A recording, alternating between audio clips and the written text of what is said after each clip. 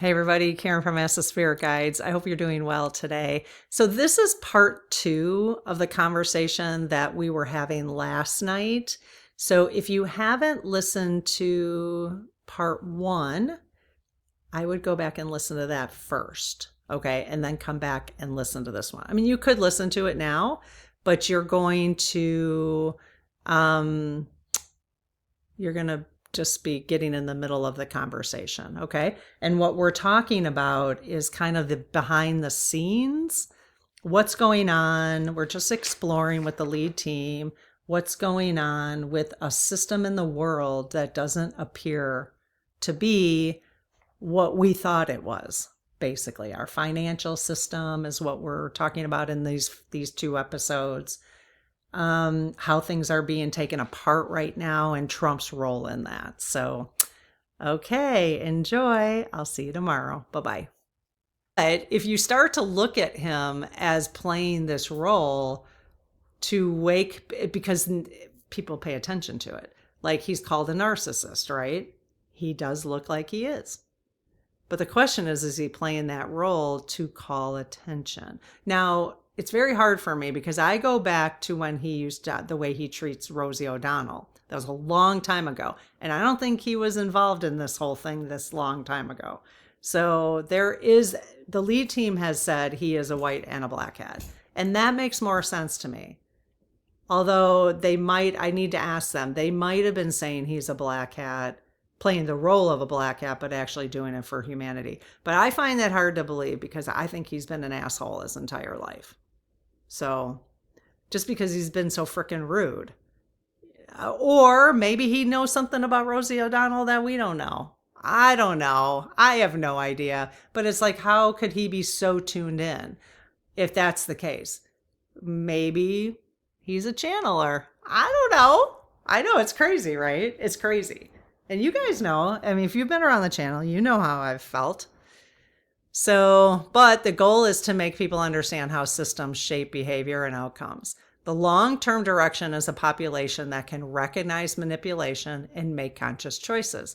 The idea is that humanity cannot evolve without operating inside systems humanity cannot evolve while operating inside systems it does not understand. I totally get that. I feel like I'm so much more evolved just even having explored this information. Whether it's correct or not, I'm starting to question everything. And that's good because you cannot evolve. That's the theory. You can't evolve while operating inside systems you don't understand. The exposure phase, that's what we're in right now. The exposure phase forces people to rethink assumptions about money, power, and control. The tension is if the system has been in place for so long, why is it being revealed now? These are the questions. Astrology? God, Source said, that's what Honey says. Source has said, enough. I'm done with the way humanity is acting. That's what Honey said. And that resonates with me. I'm like, okay, well, if God says that's enough, that's enough. He's done with us playing our stupid games, right? I find that fascinating. Why would powerful groups allow a system they benefit from to be dismantled? That's a question on the table. Well, because more and more of us are waking up and they don't have any choice. And again, the astrology, if you look at the astrology. Now, I do like the way Honey at some point describes astrology. Is it her or somebody else I heard it from? That it's actually all of our soul plans that make up the astrology. And I thought, okay, that's interesting. Why do most people still experience life as normal if the system is so controlled? Well, because we have been brainwashed our entire lives, starting with our education system, depending on where you live. Talk to people outside of the United States. If you live in the United States, talk to people outside of the United States and ask them how brainwashed people in the United States are. I used to think everybody else, Russia, China, North Korea, that they're the ones who lived with propaganda. I think that's true, but I think we have too, just as much. So, so how the narrative explains these contradictions. Awareness develops over time. So they're trying, and for those of us who have just gone through this recently with me, if anybody's gone through this recently with me, you know how it felt. We went through the grieving process, right? It was awful. I've had a lot of anxiety this year trying to piece things together and my brain expanding. And I don't like that. I don't like that. But now I'm out on the other end and I can look at things clearly. Again, not sure what's right or wrong, but I can at least question without having anxiety. Humanity is described as reaching a point where it can begin to understand the system. That's how awake people are becoming. Earlier exposure would have been ignored or rejected. Absolutely. Absolutely. Like if they tried to talk about this in the 70s, it probably, again, everything in its own time, right? We got to trust divine timing. Control structures started becoming too visible. Corruption and imbalance increased to the point where it could not be hidden effectively.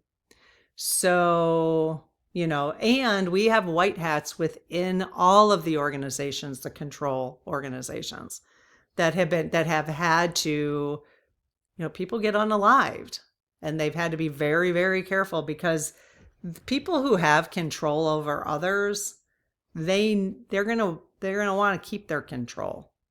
And unfortunately, they use tactics that unalive people and stuff, So that's probably why there's so many, the mafia, the gangs, all that stuff is all created. It was all created through this control system. So again, corruption and imbalance increased. Oh, earlier exposure would have been ignored. Okay, control structures became too visible now. Corruption and imbalance increased to the point where it could not be hidden effectively. This created a natural opening for exposure.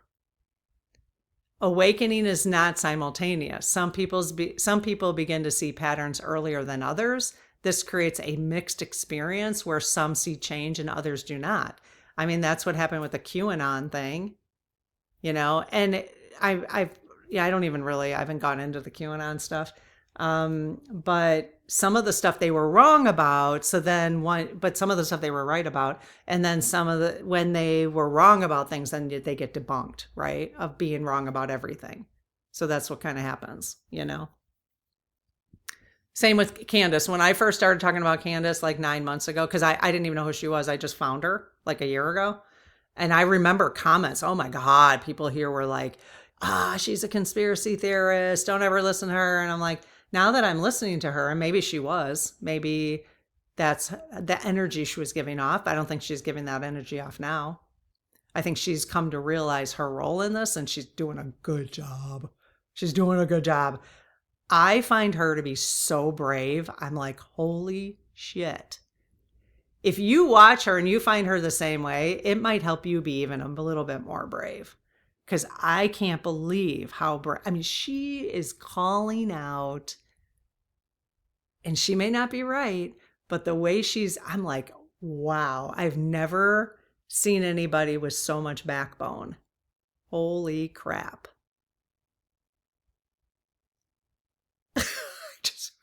I mean, if I were her, I'd be terrified. Oh, she's not. It's incredible. She has got divine guidance around her. And, I think with Kirk, what happened with him is he was a part of the system, and then he came out of it, and they realized he was, and he had too much influence. And so, she's going to find that out. She's getting very close. And I'm sorry, but this is entertainment purposes only, but his wife, I don't know. I don't know. Go listen to her whole. I take a break from it. And now, like, I took a couple weeks break, but then I always have to pop my head back in. And now I was doing chores last night and walking around the house and stuff, and I just listened to like 3 episodes in a row.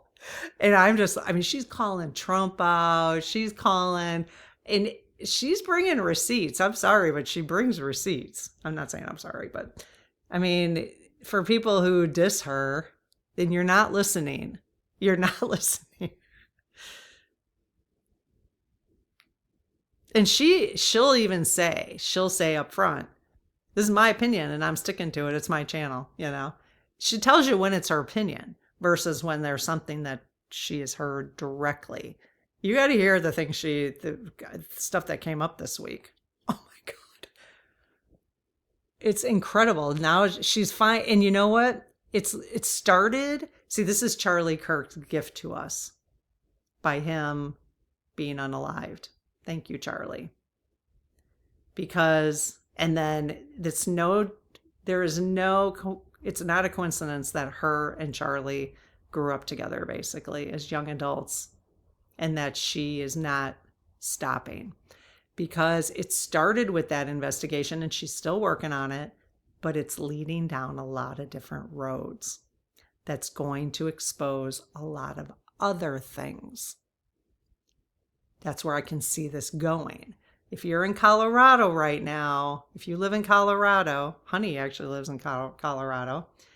If you live in Colorado right now, the governor of Colorado, you have to go listen to her 2 episodes about him. It ain't good. It ain't good. So, about what she's uncovering about him. So, I guess he's running for governor, so consider that, you guys, if you live there. All right. Let's see. Wow, this is going to take us a while to get through this, but it's just the way it is. Because now I'm tired. I just got tired, and I was going to do a card. Let's see. I forgot where I was. Hang on a second. Okay, so we were talking about awakening is not simultaneous. So people have had a mixed experience, right? So large systems naturally became complex and difficult to understand. So we just, stopped understanding them. Power tends to concentrate in institutions over time. Most people focus on daily life rather than analyzing systems. Exactly. I mean, who has time for this stuff, Us retired people do. A perceived hidden control can result from complexity, not intentional design. Okay. So what someone would have to accept for this narrative to hold. All right. So that's what we're going to explore. That the system was intentionally designed for long-term control. Starting to feel that way to me. That multiple institutions are coordinated rather than independent. That exposure is happening in a structured and intentional way. Exposure is now. That there is a larger plan guiding the transition. So that's kind of what you need to accept this narrative. You do have to believe that. That central banking, debt, fiat currency, inflation. I mean, why would they take it off the gold standard? That all happened around this time that they decided to move the money out of the United States and break down the middle class. All makes sense to me. Okay. So I will pick up. So this is interesting because the next thing is why the Federal Reserve and the IRS are treated like the original crime scene. That's in the transcripts that they talked about. Okay. So we're going to pick that up in the next episode. Why the Federal Reserve and the IRS are treated like the original crime scene. And then what else can we get through? The system is not just failing, it is being dismantled. That's an important twist on what's happening in the world today. It makes you feel a little differently if you can think of it that way. Okay.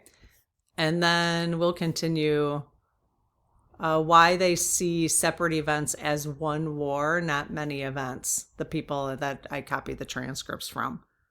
Okay. So far we've covered the financial system structure being taken apart on purpose, a little bit of that, and a little bit of Trump's role in that. So we're going to get a little bit more into, this is number 5 here. Events are connected. Global events are not random. They are seen as part of a bigger plan. And then key nodes under pressure, areas like oil, regions, industries, and systems are being targeted. So it seems to me, if we were going to believe this narrative, that they are going into countries that have been with leaders that haven't been that nice to their people. The problem is, if you understand U.S. history from not the way we were taught, but what they've been taught outside of the United States, is that the U.S. government has gone into countries, democratic countries in the past, and toppled them and put in a regime that was more controlling, more dictatorship. We actually did that. The United States did that. I just watched a video on that. I'll try to find it and put it in the description below. Yeah, that was a good video because it was on propaganda. It was on propaganda on the United States, how we don't understand how much propaganda we've been fed through our education system. So that was really interesting. So the United States actually is the one who, and I wouldn't say, well, these people did it. These people did it, but they used the United States as a cover to do it.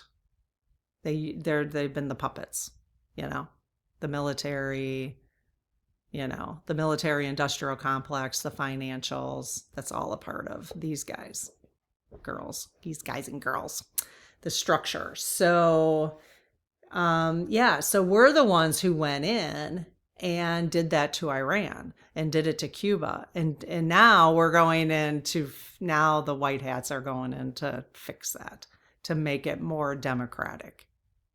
So how that's going to affect us in the short term, I don't know if that's really the case.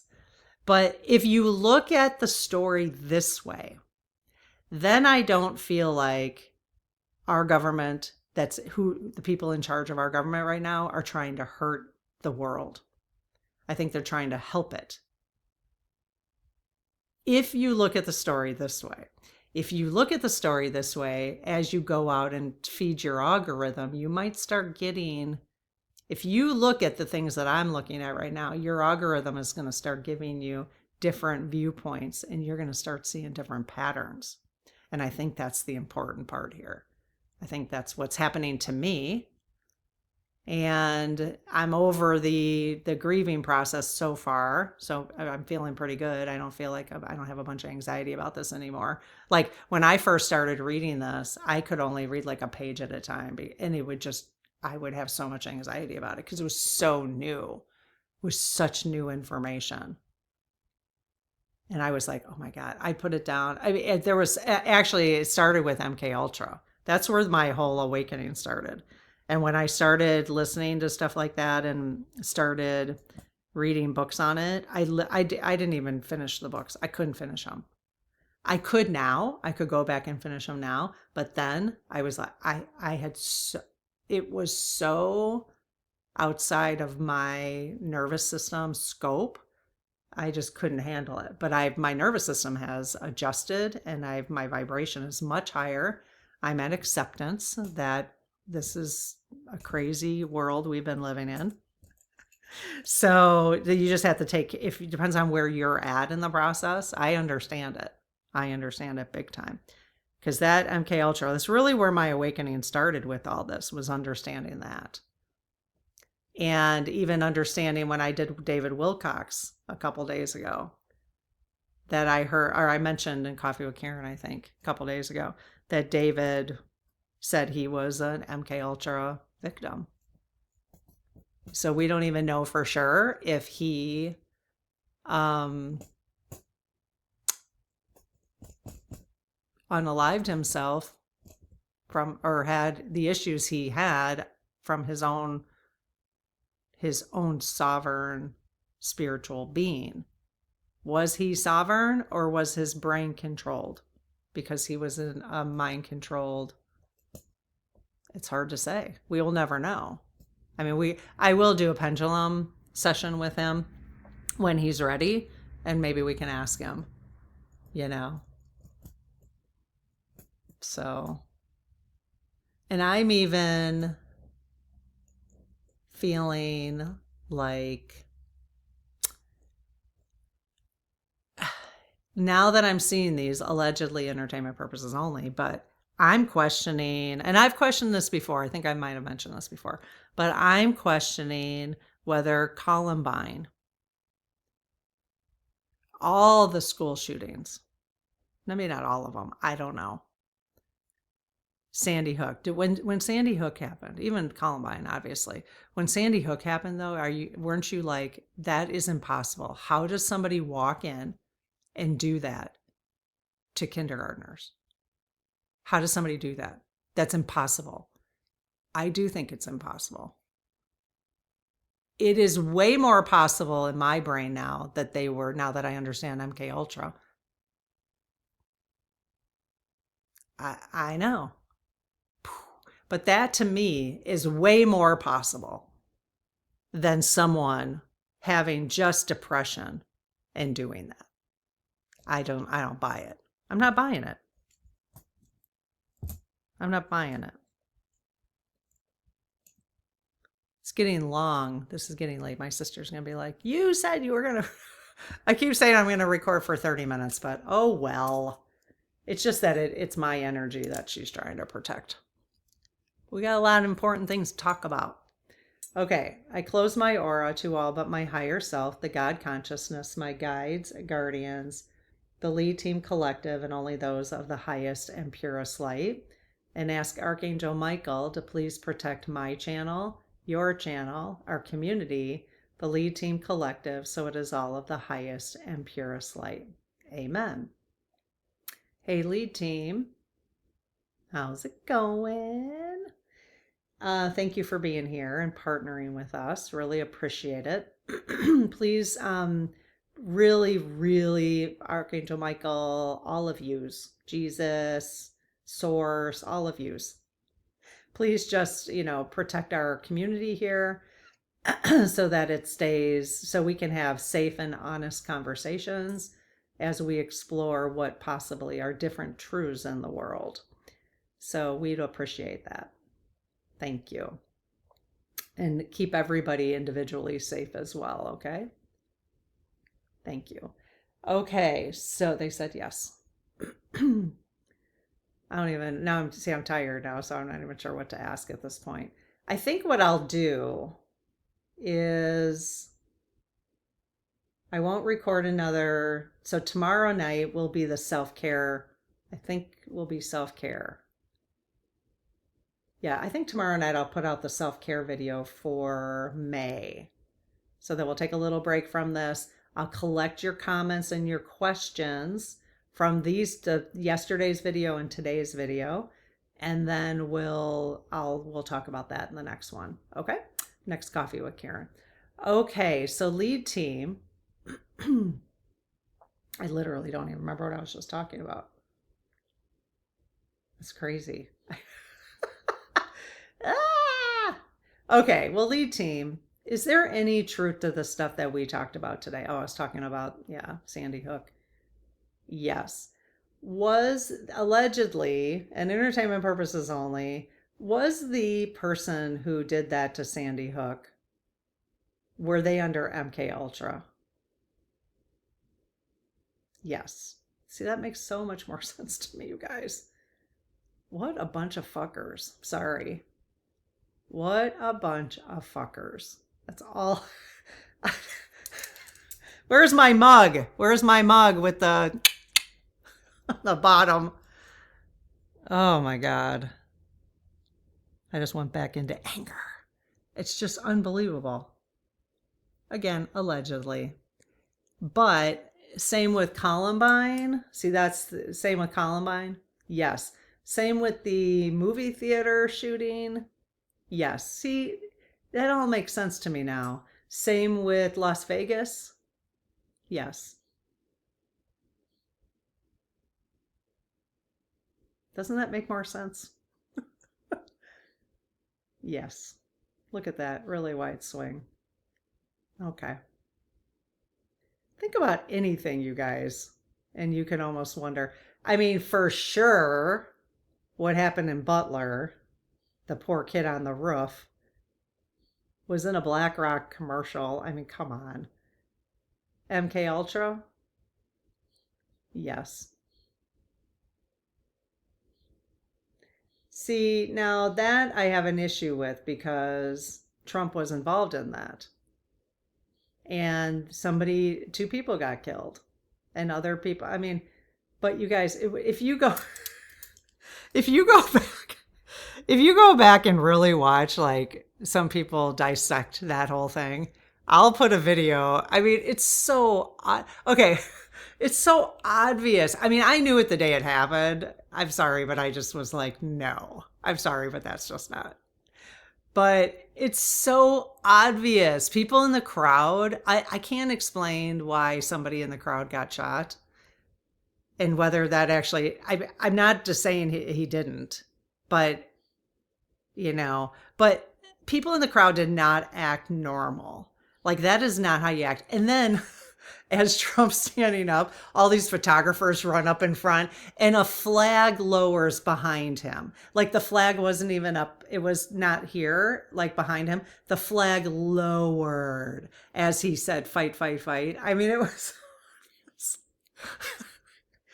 now, because the problem I have now with that is that people got hurt, but it's unbelievable. And I say this now, it's unbelievable, but I think, the more we uncover this kind of stuff, we're not going to believe it's unbelievable anymore. Only because it's almost like, okay, well, let me ask. So is Trump's role in this, like, is his role deliberate in the sense that he knows he's playing a white hat role? Wow. Yes. Shit. If that's true, I mean, get me, like that person said, I need like 100 what the hell mugs. So, but if people are being killed in the process, that's not cool. No. So is that where you guys say he's a little black hat? No. Is he playing the role of black hat? Is that why you say that? Oh, he is. Okay. Wow. See, what's very interesting in terms of Candace now. See, I can't stop talking about this now. 1 hour. What's very interesting about Candace is that now she thinks Trump's a black hat. She used to think he was a white hat. Now she thinks he's a black hat. But she's questioning, I mean, she just is questioning everything too. And she's questioning what she sees, right? Where we're starting to question things under the surface. So I don't blame her at all for questioning him being a black hat. Especially because, like, whoever's putting out his tweets or whatever, if and when you go listen to Honey, you're going to hear this whole thing. Like, this is a whole nother layer of, like, that blows my mind with what she talks about that I'm not even sure about. NPCs, like what NPCs are. N, not M, NPCs. So NPCs and holograms, like there are people in your life that are holograms. I don't know. She's talking about that. Like, don't ask me about that right now. That's a whole nother layer of stuff that I mean, it's not that I'm not ready to explore it. It's just that it's, it's like, I can't get my head wrapped around that right now. So you'll have to listen to her about that kind of stuff. Um, and that's why the population is going to decrease over the next, because that's what they say in the golden future. Diana talks about that the population is going to decrease. And we're all like, well, how is that going to happen? Well, apparently a lot of people are holograms. Like, we've made them up in our reality.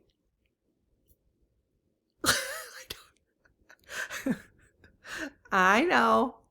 I know. But this is how open-minded I am to listening to different perspectives now. So when you hear that, you're like, what? And I do have to admit, like, sometimes I'm sitting here and I'm like, so we do create our own reality, and then we create people around us. That's why, when you're driving and you could clear a parking spot, it's because the holograms aren't taking up your parking spots. What? What? Which she describes, I believe. I have to learn about it a little bit more, of like, they're like AI generated holograms. Like, they're AI generated, and they don't really have like a human soul like we do. We do have human souls. I mean, we are spirits having human experience. If you're here, and you do, okay, I'm just saying, because she says that about her audience too. Like, if you go and you are hanging out there, or you have any interest, doesn't mean you have to believe everything she's saying or whatever, but if you're even here having this conversation, you do. You're not a hologram. You know what I mean? But you do have to question, like, and people will like literally ask, honey, like, is so-and-so a hologram in my life? Is my ex-husband a hologram or an NPC? I'm like, oh my God. So that crowd is like way beyond where I'm at even understanding yet, but it's been introduced to me. I'm still dealing with the MK Ultra realizations. So anyways, all right, this is getting kind of long. I'm kind of wondering if maybe I should just break these up. I think I'm going to break these up, you guys, so that I get 2 30-minute videos out there. I'll have to do an exit and an intro. I'll do an intro for this one. I think I'm going to break them up. I'm going to have to.